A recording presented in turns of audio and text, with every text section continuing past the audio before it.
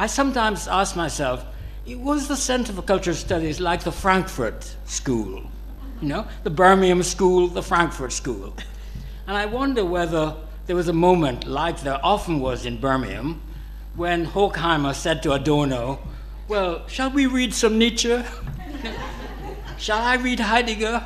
You know, I mean, we were constantly saying, what should we read next? Richard Hoggart, you know, used to give out copies of poems for Central Cultural Studies people to culturally read. I mean, you know, what did that mean? What did it mean to culturally read the opening of D.H. Lawrence's Sons and Lovers? Or George Orwell's Shooting an Elephant? Or indeed Sylvia Plath's Daddy? Students didn't know. I didn't know. Richard Hoggart wasn't sure.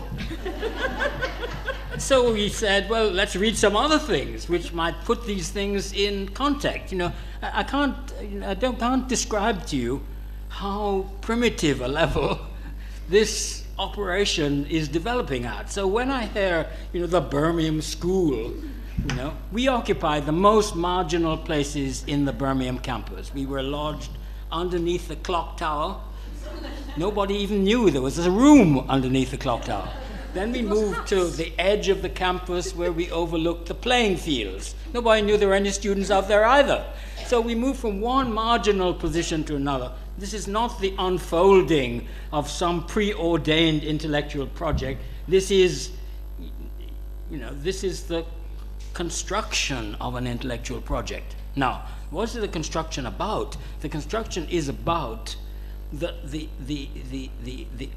overwhelming sense that we were in a new moment, in a new conjuncture, and that new conjuncture required serious intellectual work, serious research, serious thinking about, sustained, independent, original, innovative thinking, and that this would disturb and shake the traditional shape of knowledge, the existing disciplinary framework, the boundaries, the boundary between what it is possible to say within an intellectual discourse and what is happening outside. It is a response to a moment. Now, the reason why I emphasize that, it's a response to lots of other things, but what I think now is the importance of this constitutive response to a particular historical moment, the opening of the 1960s. And what was significant about that was the introduction of Gramsci, and as Marina rightly says, it is Lydia who reminded us that Gramsci had something to say both about the centrality of what we have come to call the cultural and about the complexity of the relationship between the cultural and everything else. Gramsci was at that moment virtually unknown in Britain, virtually unknown. Extracts of Machiavelli and the Prince had appeared from a Lawrence and Wishart volume in the 50s, and later Gwyn Williams, who's a Welsh historian, wrote 2 volumes on the workers' movement in Turin and Gramsci, and then of course the selection from the prison notebooks and so on. But at that moment, at the moment when the center was searching around for models which might help to guide and shape its intellectual practice, Gramsci was virtually unknown. And I remember the moment when Lydia says, "Have you heard of Croce?" "No." "Well, have you heard of Gramsci?" "Sort of." And we began to think about what Gramsci had to offer. I want to say about that now that thinking back, quite apart from the importance of that Gramscian moment for my own work, which I don't want to speak about here, it's been completely formative for me. It's a very bizarre experience because, of course, I can't read Gramsci in the original. So I only make up Gramsci, as they say. That's what Gramsci scholars are nice enough to say about me. "You make up a nice Gramsci," they say. I'm very loath to come to Gramsci conferences because I think they'll smoke me out. You know, they'll find out that I really don't. But that's a different thing. I know Gramsci in translation, but this is the moment of translation we're talking about. It's the moment when ideas begin to move partly in translation. And the very misreadings, the misreading of a text produced in one culture by those who need that text but in another culture, the very mistranslations, the very gaps and shifts constitute what cultural translation is about. As we know, there is no perfect translation. It is impossible. It's impossible to make transparent one language to another. But what is untransparent about the shift between one language and another is precisely the imprint of culture, the imprint of the movement of ideas, texts, events from one culture to another. So I don't apologize for mistranslating Gramsci or misreading Gramsci. But what is important for cultural studies was the point that I've just made, namely, we were looking for a way of understanding culture as part of a larger social formation, but in a way which neither reduced culture to something else or lifted culture out of everything else and fetishized it. Neither reduction nor fetishization, but the linkage between the cultural and other things, that is to say, the articulation, the question of articulation. Lydia's involvement in, I don't want to go into detail about her involvement in cultural studies because I don't have a lot of time, but on another visit, she was very involved in media studies, in the work of the media studies group, which had formed up since the last time that she was there. The Unity of Current Affairs Television, which we published, was very much a text in whose production the work and research involved in that. This was around questions of media narrative, around the question of how to decode a text politically, how to understand the relationship between text and political context. One of the sets of informal seminars which Lydia and I have constantly held is in our shared interest in popular culture, in popular television and popular narrative, and very much then the involvement of Lydia in the work of the women at the center in feminism and in the volume which was subsequently published as Women Take Issue, and the intervention of feminism in cultural studies, the way in which the slow configuration of a field of work that I've tried to describe was then reconfigured by feminism and reconfigured by race, and a series of interruptions, an interrupted field being itself interrupted is how we can understand how cultural studies develops conceptually in that early period. I can only speak really until the end of until the 70s and mid-80s.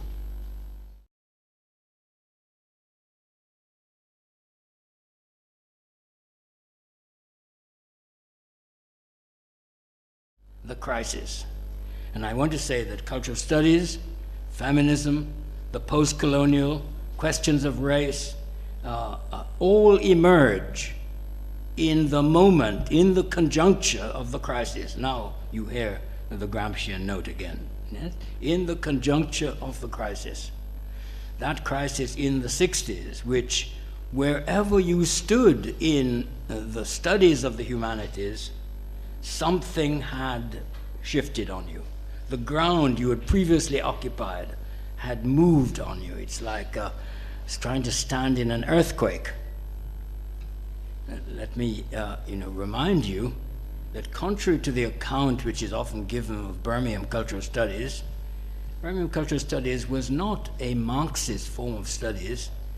It began with an argument with Marxism.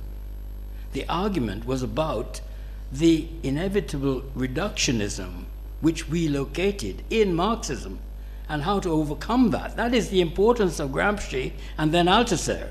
It's the importance of the so-called Marxist revival of the 70s It could only revive because it had taken account of what we call the cultural. If it hadn't done that, it would not have been possible. Long before that, in the 50s and 60s, people like Williams had settled their accounts with an economistic Marxism. They said it wouldn't do for us. So it would only do if transformed, if reshaped, if reconfigured. So, from the very beginning, cultural studies begins with an argument. And when I look at the essays about theory, which are in the 2 collected volumes that Routledge are about to publish, I don't see the construction of a body of integrated or coherent theory. What I find is an argument with Barth, an argument with Althusser, an argument with the Frankfurt School, a fight with sociology, an argument with anthropology. Yeah? We seem to be constructing them as places, intellectual spaces, which have something we need, but which have to be raided and overthrown in order to yield up their secret message. Yeah? You have to, as it were, knock literature aside to get to what writing is about. You have to destroy traditional literary criticism to try to find out what is the nature of language. You have to, begging your pardon, interrogate the system of structural linguistics in order to get to the secret of language and discourse. Each of these terrains presented to us a resistant front, and one could only, as it were, get what one needed from them. I'm trying to describe this, therefore, not as the formation of a school, but as what I called wrestling with the angels. I think cultural studies, theory at cultural studies, developed by a series of wrestling with the angels. I remember the moment when, reading Capital, I got to the point where, Althusser says, of course you know whether theory is right or not because of the internal relationships between the concepts, not because of its reference to anything else. And I thought, stop, can't be quite like that. What we have to deal with is a more complicated question, which is, not the return of the real of politics, but the way in which politics itself is constructed through representation. It is part of a discursive field, and yet it has real effects. It affects the lives of people. It is shaping the world in which we live. Now, how to occupy these 2 positions, a position which recognizes the cultural turn, because that is what we're talking about, how culture began to intervene in other fields of knowledge, to deconstruct them. In some ways, cultural studies is in difficulties nowadays because it's never been forgiven for that moment. The sociologists, remember in their deep heads, the moment when, having read about 3 sociological texts, we told them what was wrong with sociology. And the literary critics will never forgive us for being the door through which literary theory entered the study of literary texts. So I was responsible for a very unfortunate metaphor in describing the intervention of feminism in cultural studies. I said cultural studies, feminism came into cultural studies like a thief in the night. It came in through the window and it crapped on the table. It's a very strong metaphor, and I apologize till the end of time for it. But what I will not apologize for is for what I meant by it. And people imagine, what I meant was we were going along quite well, and then feminism came in. I meant, of course, immediately the opposite. Of course it crapped on the table. It needed to be crapped on. That's how theory moves. You crap on the table of those things which are already, which have become organic, conceptual, traditional knowledge. You pass on the knowledge to everybody else, and there it stays. It reproduces itself, and then all of a sudden, somebody comes and craps on the table. And then Now we have to do some thinking. Now we have to think. Now we have to ask ourselves what it is we're doing, what are we about, what matters and doesn't matter, what is important, what have other people thought that we can, this is called doing theory. It's not called producing theory, and it's certainly not called ventriloquizing theorists we have read. That's to say, writing as if we were sort of little Derridas or little Foucaults or little Deleuze's. Yeah? That is not what thinking is about. Thinking is about trying to get at the concepts which provide, as Foucault said, a toolbox for thinking the present moment, for thinking the present conjuncture, intellectually, in disciplinary terms, in political terms, in personal terms. That's what it's about. So, crapping on the table is how cultural studies moved on. Yeah? Settling around a Gramscian orthodoxy, feminism. Beginning to settle, not never settling, but beginning to settle with the interruption of feminism, race. Difference. Yes? I see it said cultural studies in this period moved from one series of rows to another. Yeah? That is how theory develops. If it doesn't matter enough to quarrel about it, don't bother with it. It's a technical exercise. Yeah? It's only worthwhile if it really interrupts something which you have come to hold as constituting your intellectual being. Okay? Then you have a fight on your hands, and that's when the new ideas come.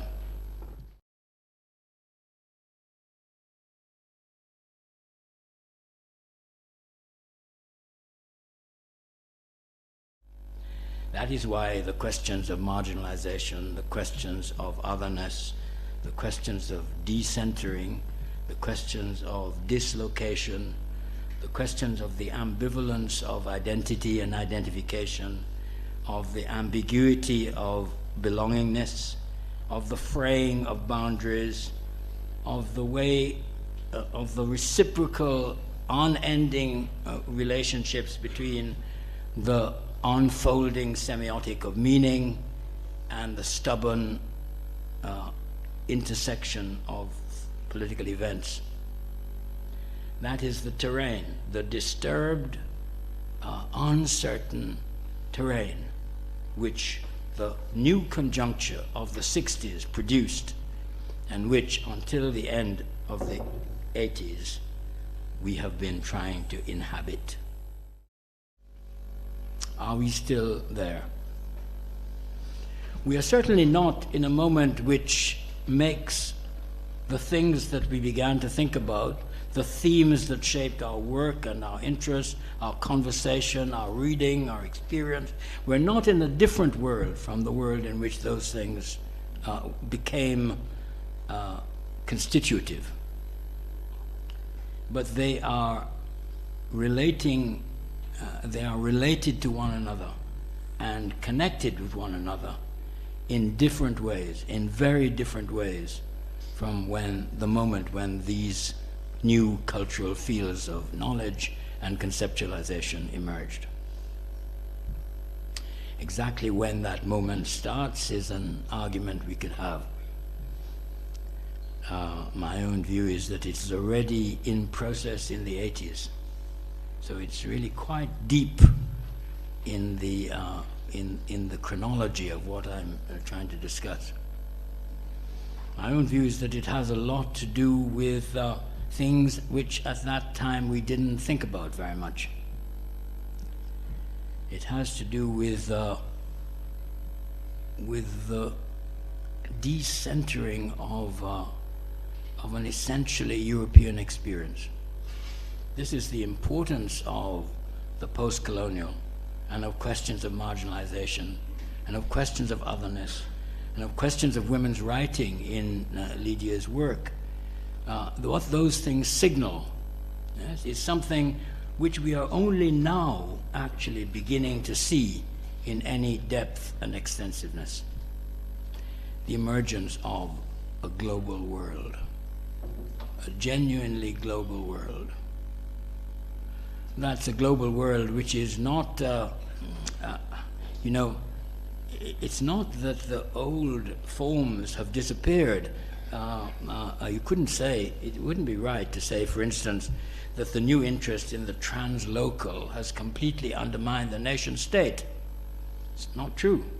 National cultures are not only strong, but revivified, like almost everything else. Another thing we could say about culture is that a lot of the domains we never spent any time on thinking about then have come back through the window to interrupt us. Can I name religion? Yeah? Religion has come back through the window to the outside world that we didn't really spend much time thinking about and interrupted us. So we are, in our settled thinking, ourselves being interrupted. We are now being interrupted. Yeah? We're being interrupted by a new world which is emerging, has been emerging over 10 or 20 years, but is beginning to take shape in a way which we couldn't see at an earlier phase.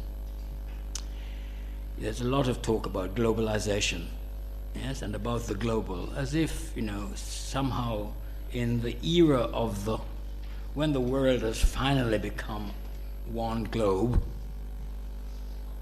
when it has become, Marx would have said, one market, but forget that for a moment.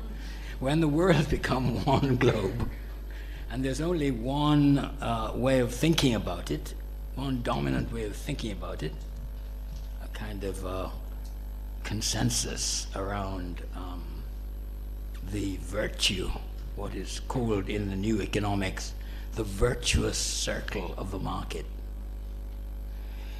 In a world which is changed in that way, we are at the threshold of really an incredible shift. People in Europe think they've been, massively invaded by the other. They come on the planes, they come on sailing ships, they come on the underside of aircraft, they come in the back of trucks. They are determined to get in here. We are being invaded by the other. We have no conception of a world, when when the old centers disappear, when the old centers have to share territory, have to share ideas with cultures that have not come the same historical roots as those which we have inhabited over the last centuries. We have no idea of the different conceptions of a modern life, the other kinds of modernities which are beginning to form around the world. Don't mistake, what is sometimes feels like the recidivism, the regressive nature of much contemporary politics. Lodged at the heart of that recidivism is an aspiration to a modern life, to be a modern kind of person, a person who is able to live a modern life to the full. There will be hundreds of versions of the modern life to come when the world is no longer centered as it has been for 600 years. We don't know what theory will look like in a world in which Beijing, not Washington, is the center. We don't have the remotest idea. We don't have the remotest idea how the differences that are now militarized in the global system, that have produced a kind of war of the civilizations, in spite of what everybody says, that is what we are engaged in, a covert war of the civilizations. Culture, has returned to haunt us because culture has become the very thing that is embattled. Culture is embattled, one against the other. We didn't have any idea that culture implied that when we started in cultural studies. So, we are at the beginning of a new conjuncture.